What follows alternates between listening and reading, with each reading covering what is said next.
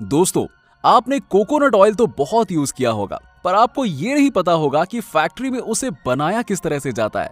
चिंता मत करिए, आज के इस वीडियो में हम आपको कुछ ऐसे ही मैन्युफैक्चरिंग प्रोसेस के बारे में बताएंगे जिन्हें आप शायद ही जानते होंगे, जिन्हें देखकर आपको मजा तो आएगा ही। नारियल जितना स्वादिष्ट होता है उतना ही ज्यादा हेल्दी भी। ऑयल से लेकर कोकोनट पाउडर तक हमारे लिए बहुत सारी चीजें बनती हैं इससे। भारत के एपेक्स कंपनी के कारखाने में कमाल का कोकोनट प्रोसेसिंग किया जाता है। भारत में प्रोड्यूस होने वाला नारियल जो क्वालिटी और क्वांटिटी के मामले में काफी अच्छा है। इस प्रोडक्शन लाइन में तैयार किए जाने वाले प्रोडक्ट्स की बात करें तो इसमें शामिल है coconut water, coconut milk, virgin coconut oil, extra virgin coconut oil powder, coconut floor और इसके साथ ही कई सारे नॉन फूड प्रोडक्ट्स। प्रोसेस में सबसे पहले ताजा हरे नारियल को फार्म से कलेक्ट करके फैक्ट्री में स्टोर किया जाता है, जहां इन्हें प्रोसेस के लिए लाया जाता है। अब शुरू होता है मशीन का काम।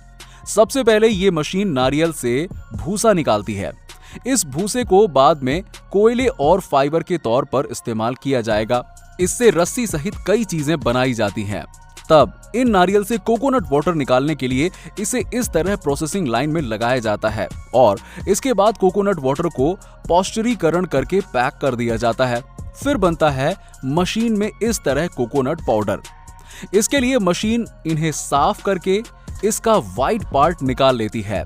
इसके बाद पाउडर को प्रोसेस करके वर्जिन कोकोनट ऑयल और फ्लोर बनाया जाता है।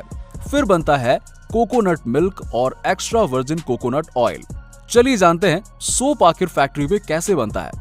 हर रोज जो चीज अपने रूटीन में हम इस्तेमाल करते हैं वो है साबुन।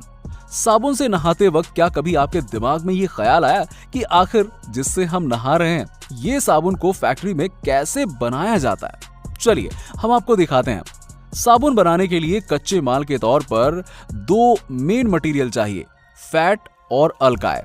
अल्काय के लिए सोडियम हाइड्रोक्साइड और फैट के लिए एनिमल या फिर वेजिटेबल्स ऑयल का इस्तेमाल किया जाता है।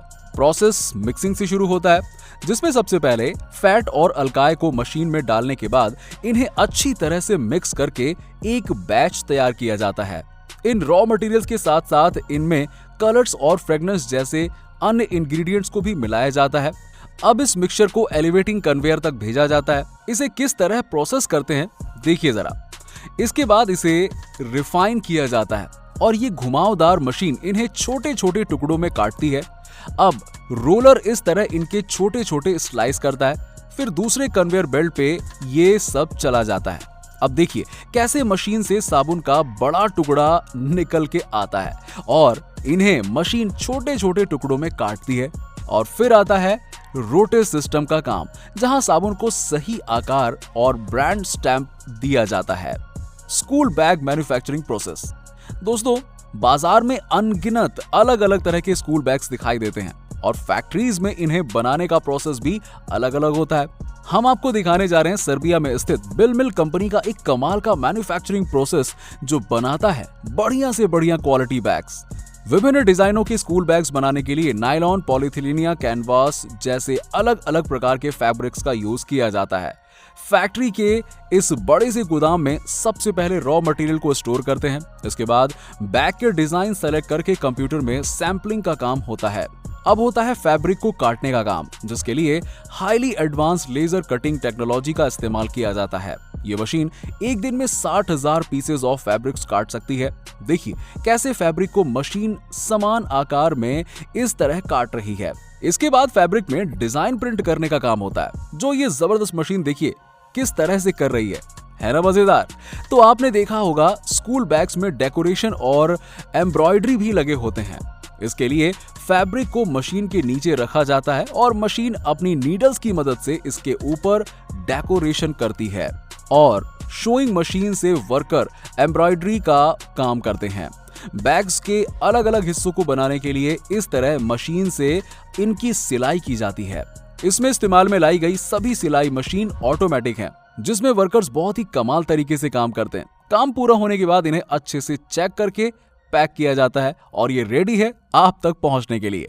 Glass manufacturing process. दोस्तों, हम सबके घर की खिड़कियों में ग्लास का इस्तेमाल तो होता ही है, बड़ी बड़ी बिल्डिंग भी ग्लास लगने से कितनी ज्यादा शानदार बन जाती हैं, जो आप देख ही चुके होंगे।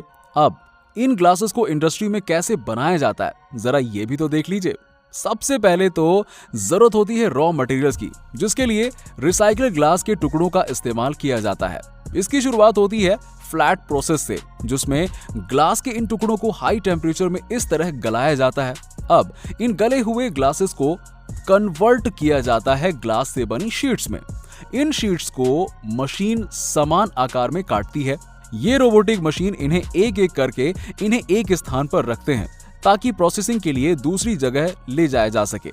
अब होता है कोटिंग का काम। इस प्रोसेस में मैग्नेटिक कोटिंग की जाती है, जिसमें मशीन ग्लास के एक साइड को मेटल ऑक्साइड के कई सारे लेयर से इस तरह कोट करती है, जिससे कि ये प्रोसेस ग्लास को सोलर और थर्मल कंट्रोल बनाता है। अब शुरू होता है लैमिनेट प्रोसेस। अब जब घर ग्लास का बना हो तो इसके लिए ग्लास मजबूत भी होना चाहिए, है ना। इसे मजबूत बनाने के लिए ग्लास को लैमिनेटिंग प्रोसेस से गुजरना पड़ता है।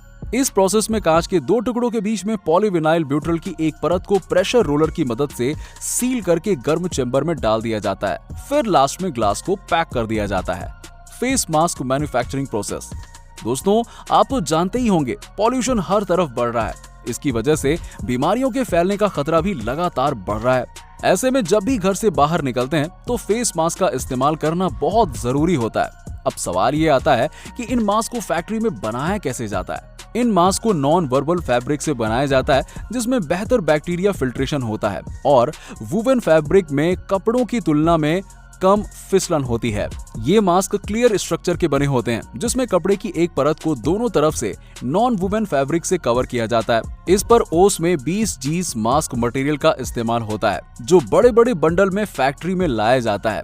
सबसे पहले इन बंडल को घुमावदार मशीन में रखा जाता है, जिसके बाद मशीन घुमाती है और इसमें से फैब्रिक बाहर निकल कर आती है। फिर मशीन इन्हें समान आकार में काटती है। अब बनाया जाता है लेयर। देखिए कैसे फैब्रिक इस शिफ्ट मशीन से गुजरती है और इसके बाद इन्हें दबाकर लेयर्ड स्ट्रक्चर बनाया जाता है।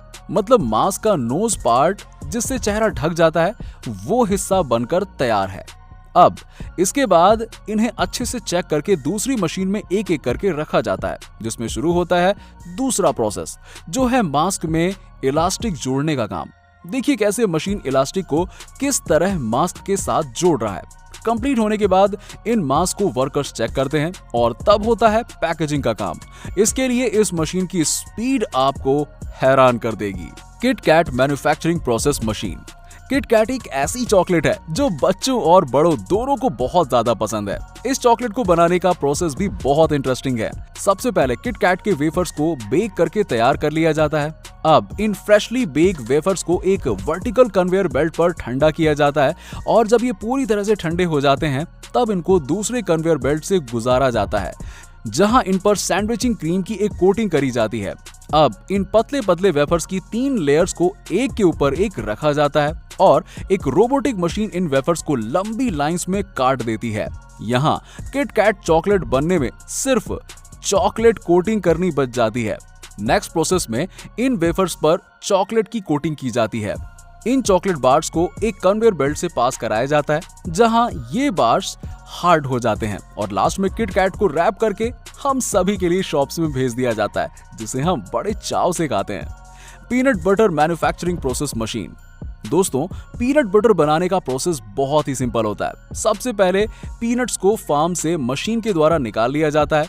अब एक मशीन इन पीनट्स के छिलकों को अलग कर देती है और मूंगफली के दानों को बैग में भर लिया जाता है।